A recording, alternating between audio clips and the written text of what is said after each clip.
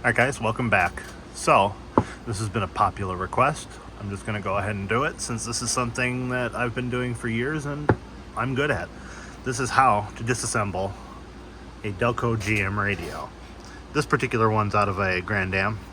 Amplifier's bad. Cassette drive works well. Buttons are all in good shape. Controls work. Overall, it's nice looking, but it doesn't work. So, we're going to disassemble it. The mounting brackets, these nuts here, I'm just lazy. These are always 10 millimeter.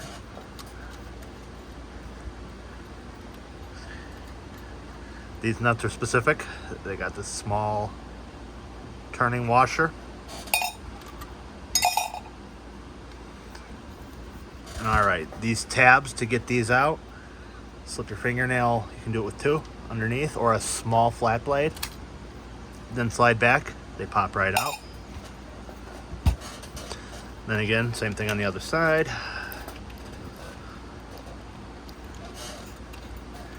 I apologize about all the background noise. It's hot today and I have to have a fan directly on me and my air conditioner running. I'm in my garage, the humidity is just unbelievable today. Same thing, clip, slip. All right. Now we have our Delco pretty much stripped down to the bare radio. Some of them will have a black tape on it, yada yada. Anything that's obscuring these bolts needs to be removed.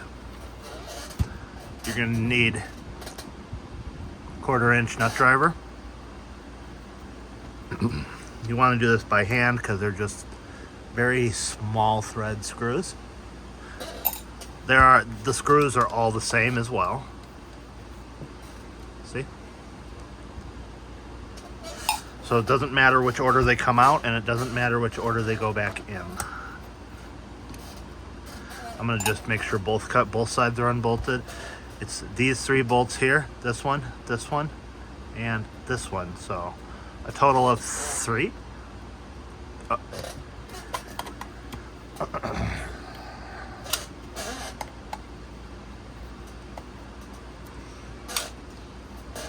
Take a little smoke here.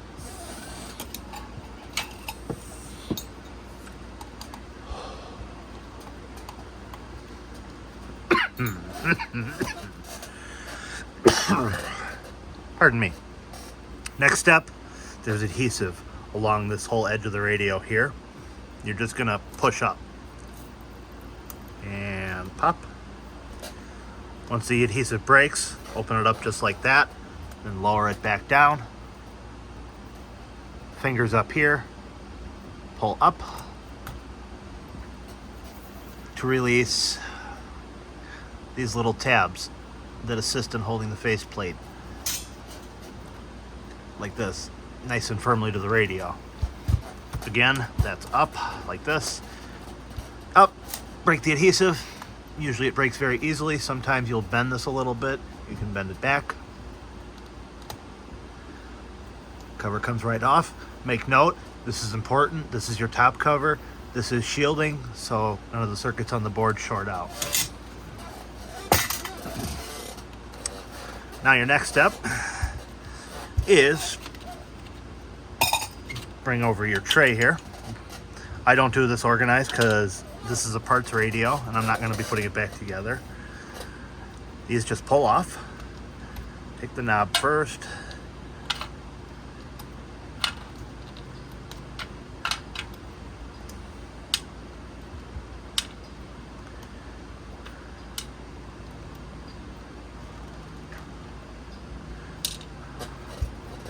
All right, now that the faceplate is stripped down, we're ready to pull the faceplate off the radio. The top is off and the bottom is off. We're just looking more now at a partially stripped down radio. Next step, you've got tabs that are on the side. You're gonna have tabs here and here, but they already broke off of this faceplate. They're on this side. These 2 little tabs, you lift. After they unhook, you're gonna pull the radio down, and you're gonna pull right exactly on that spot of the radio, right above the bass and treble. then your face is going to come off. You're going to find inside your faceplate 2 pieces that are removable. These are your optics for your backlighting. They only go in one way. If you don't put these back in, you can see this one here for the buttons and the bass and treble. And also take note of the little rubber sleeves. These keep dust out of your bass and treble control. Use a soft microfiber and just distilled water. You can clean the dirt off the back of this and make the vacuum fluorescent display much nicer. But this is your basic face. This is an interchangeable part on a lot of radios. This is just Pontiac specific. That goes over here. Now it's starting to get pretty ugly. Now they've got this fabric in here just to baffle the light, so you don't see the light coming through the controls. Here's your light bulbs. This light bulb is soldered to the board. That little circuit board right there, it's soldered. These 2 here, they're both removable. All right, next up, the cassette tape drive.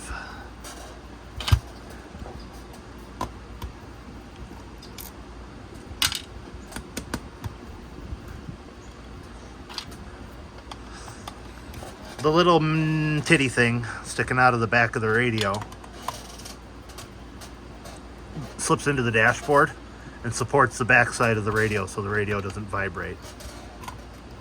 Okay, now that the cassette mechanism is free, you remove these 2 and these 2.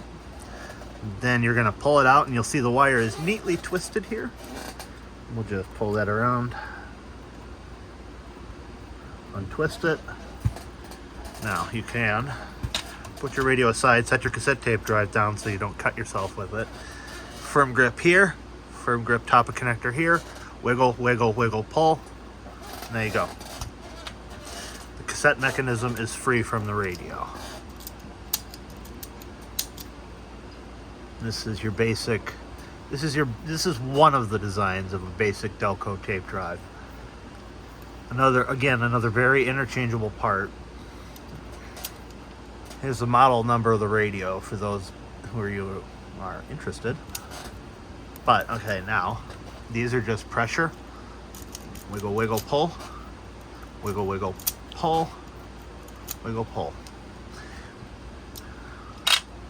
Don't be afraid to yank them. You're not going to break them. You're not going to hurt these metal shafts. Now that this is out of the way, now we're starting to get into a stripped down chassis. The preset buttons here, they all pull off. Take note that the little tab, that they're flat on the top all the way across, but they have a tab underneath. That always points down. They just pull right off.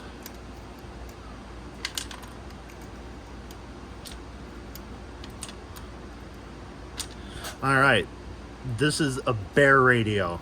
It's no longer a Pontiac, Chevy, anything radio. It's just a stripped down bare Delco chassis. Now, if you actually wanted to get into repairing the radio,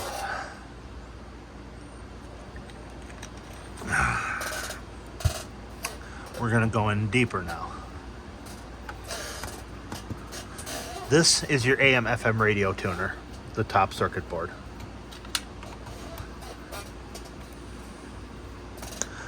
Early versions of this radio, when GM went to this style vacuum fluorescent display, I'll put a picture here of what it looks like illuminated so you don't confuse it. Many of the early ones have solder that cracks and goes bad, and a lot of the times the solder on these boards needs to be reflowed. 9 times out of 10 the radio will just come back to life without any other major work besides that. Now this style board is much later. I think this radio was actually produced in the 90s, not the 80s. Well, yeah, that explains that. I wasn't even paying attention to the type I'm taking apart. Anyways, you'll know the older board. It doesn't look like this. But if you have a problem where you tap your radio and it works, you've got broken solder. Radio boards having cracked solder is very common. Now, on the larger antenna plug, the bolt will be right here. On the smaller antenna plug that came in the 90s, the bolt is here on this little elbow bracket. collect your screws. You don't want to lose them. Okay, so little factoid about this radio. Older Delco radios are more disassemblable, if that's even a word. These ribbon cables on the later models aren't actually soldered to the board. They're removable connections.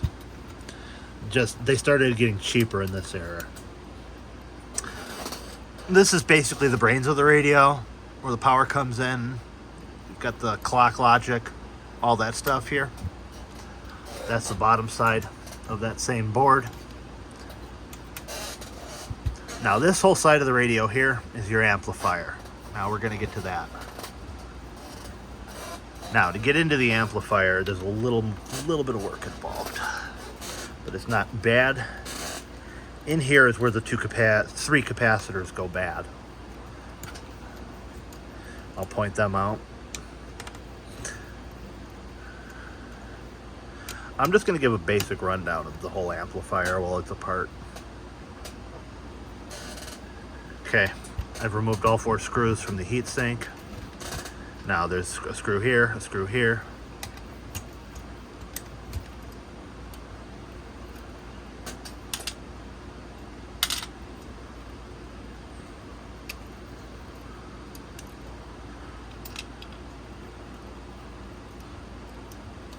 Wiggle and pull. Now. Alright. Now what you're going to do is pull this back, wiggle, wiggle, wiggle. You might have to tug a little. Once you release the heatsink, you can just let it hang. Yeah, next up, you're going to need a Torx. This is a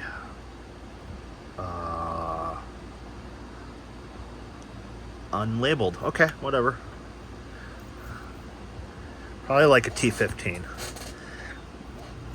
Ugh, these bolts might be very in there, so make sure you have a good firm grip with the tip, otherwise you'll strip it.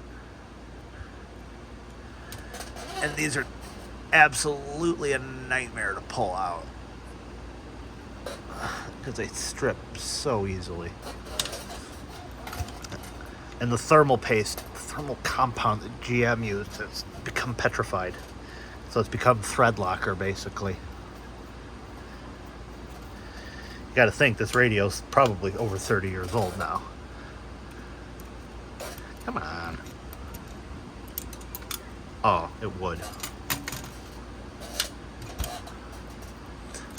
Now, inside of these radios, where the 2 bolts are, these are bolted right to the heat sinks. These radios have two amplifiers in them. One for the front channel, one for the rear channel. Cheaper radios that are just base AM FM only have one that does everything. The amplifier is a DM165, which I don't know what that translates to because GM has all their own internal numbers. Here's the back of your heatsink. There's your petrified heatsink compound.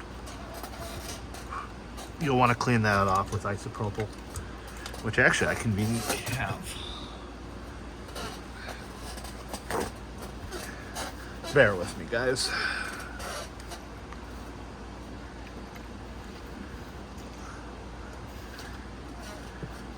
All the alcohol. There we go. That's better, I guess. Ugh, gross. Better than getting it all over my fingers while I'm poking around in here. Ugh. Yuck. Alright, well, this is the amplifier of a Delco radio. These 3 capacitors here, 1, 2, 3, 1, 2, 3, these need to be replaced. These leak out on the board, which they already have on this one. I can already see there's a little bit of bubbling in the traces underneath. You got these 3 capacitors here that fail and cause you to have the one dead channel, or a very muffled channel that's crackly. Or sometimes it's these. These are 16 volt, 100 microfarad. These are 16 volt, 1 microfarad.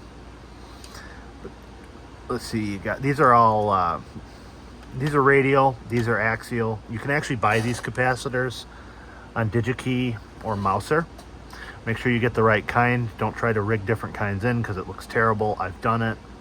You've got 1, 2, 3, 4, 5. You've got 5 of these. So take note, 100 microfarads at 16 volts. And you can go up on the voltage as high as 25 and you'll be safe. But there's no reason to not just go with the stock voltage. Then you've got these, which is 1 microfarad at 16 volts. Try to get the small ones. You don't have a lot of space in here. You can fit tantalums in here, but they sound a little more hollow than these actual capacitors. These green foil capacitors here, they're actually Nishikans, and they're Japanese. In their day, they were very good, but that day has long passed.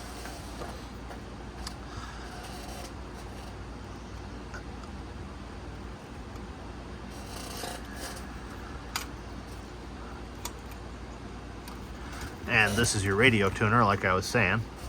There isn't too much to it. There isn't a lot of serviceability here unless you have an oscilloscope and the proper alignment tools. But that seldom has problems. These usually stay aligned and they usually work pretty well and continue to work well. The light bulbs, they pull out. They're a pain in the ass to pull out, but they do come out. And you can put new ones in. But this is what one of these looks like disassembled, basically. Now, the back of the amplifier, I'm sure some people are interested in seeing. That's a little tricky to get to.